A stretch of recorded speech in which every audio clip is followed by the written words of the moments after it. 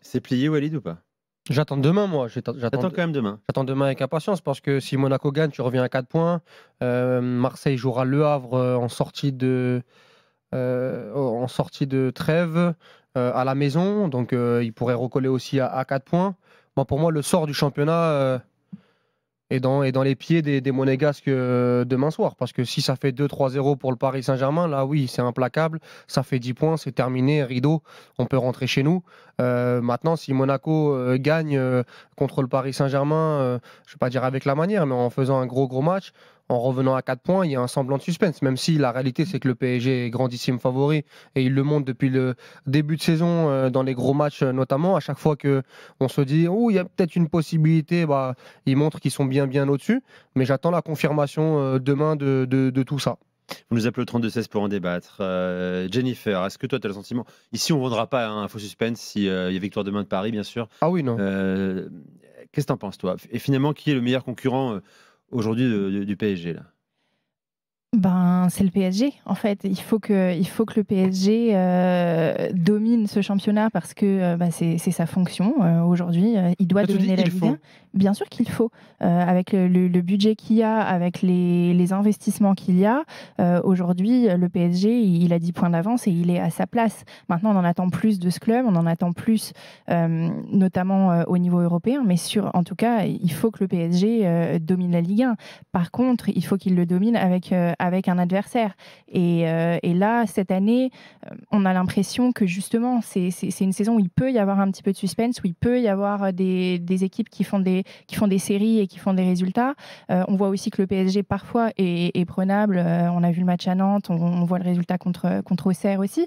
Donc, il y a des possibilités. Et si on veut garder un petit peu d'intérêt pour le championnat jusqu'à la fin de saison, je rejoins Walid, il faut absolument que ces équipes, elles se battent jusqu'au bout et qu'elles prennent un maximum de points parce que on va vite se désintéresser de la Ligue 1 malheureusement si le PSG écrase tout sur son passage. Ce qui serait fou surtout, c'est que si demain le Paris Saint-Germain gagne, c'est qu'avec tout ce qu'on a dit sur le Paris Saint-Germain depuis le début de saison, c'est-à-dire un manque de qualité individuelle, mais qui a été comblé par un collectif intéressant, même parfois performant en Ligue 1, moins en Ligue des Champions, mais en Ligue 1.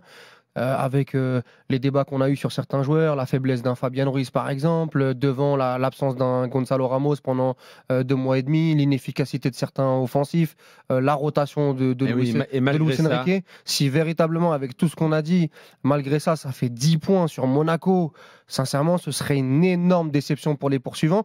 Et en même temps, moi je trouve que Lille fait un très bon début de saison, que Lyon est là où il est avec ce qui se passe autour du club, que Marseille, bon, il y a eu 2-3 faux pas, mais finalement, contre les gros, ils sont quoi? Ils sont à 29 points aujourd'hui, Marseille, 30 points 29-30 points, ils sont quand même bien placés et malgré ça, ils n'arrivent pas à aller chercher ce Paris Saint-Germain.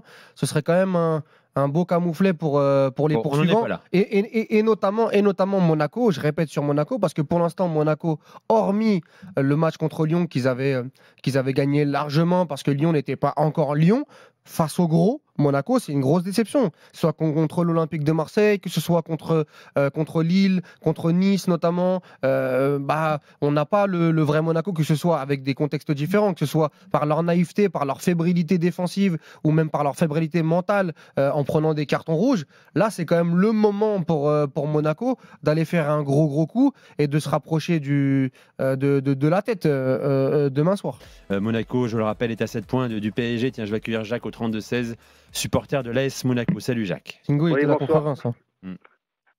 Oui, bonsoir. Je suis content d'être parmi vous.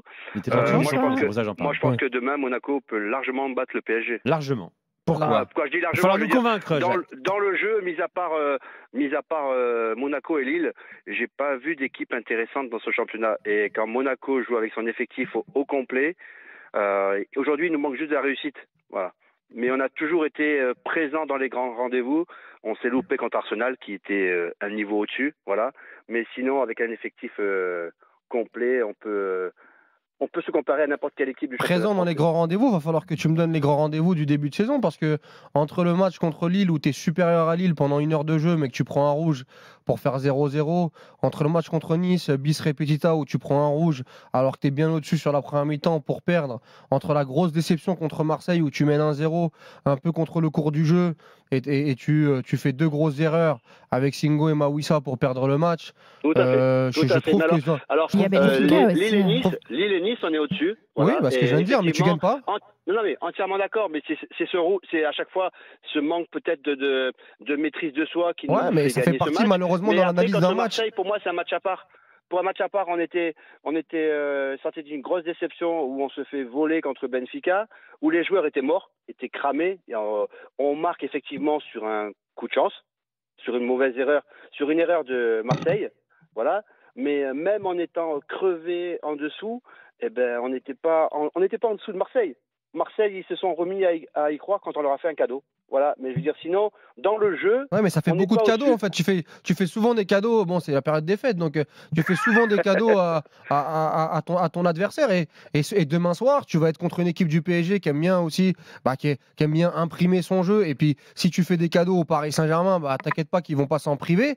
Donc, moi, je l'aime bien, cette équipe de Monaco, hein, mais souvent, on répète les mêmes choses, hein, à chaque fois sur les gros matchs. Hein. Tout à fait, non mais c'est pas faux, sauf qu'aujourd'hui, oui, on va dire que si le PSG gagne, effectivement, on se retrouve à 10 points et on peut dire que les chances de gagner le championnat vont être amoindries, surtout que le PSG, à partir du mois de janvier, il aura plus que le championnat à jouer, quoi. Et ce sera une grosse déception quand même de voir Monaco à 10 points à la trêve. Après tout ce qu'on a dit, c'est quand même l'équipe qui a gardé son coach, qui a fait quand même un recrutement intéressant, qui a gardé sa base, qui a des très bons jeunes, qui a des joueurs qui étaient là l'année dernière. Et franchement, moi, je serais très déçu de vous voir à 10 points. On a perdu un gros joueur et on l'oublie. On a perdu un très grand joueur. Ben Yedder. Très grand joueur, c'est Ben Yedder. Voilà. Je pense que malgré les soucis qu'il a, et ça, on n'en parle pas parce que ça ne nous concerne pas, mais on a perdu ce grand joueur. Et je pense qu'avec un Ben Yedder aujourd'hui, on titillerait le PSG, quoi. Malheureusement, Mbolo, depuis qu'il s'est fait les croisés, on n'arrive pas à le retrouver. Pourtant, ça reste un très bon joueur. Nikela, il est très jeune.